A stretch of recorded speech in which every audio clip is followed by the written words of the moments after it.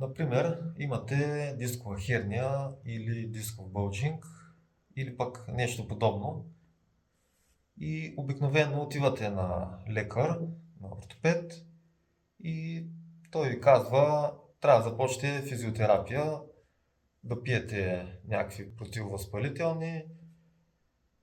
Вие почвате физиотерапията, нали, тя обикновено помага, но шансът да ви излекува е доста малък, нали, може и при някакви по-леки случаи.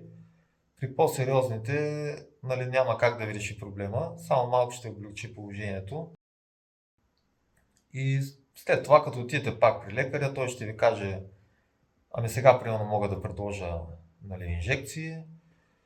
Вие ще започнете с инжекции, също ще имат някакъв ефект, обикновено временен. И накрая, примерно, ще мине още време и те ще кажат, или трябва да се примириш да живееш с болката, или трябва да се оперираш. И малко или много те не ви оставят избор. И много хора решават да се оперират, а в голяма степен това не е нужно.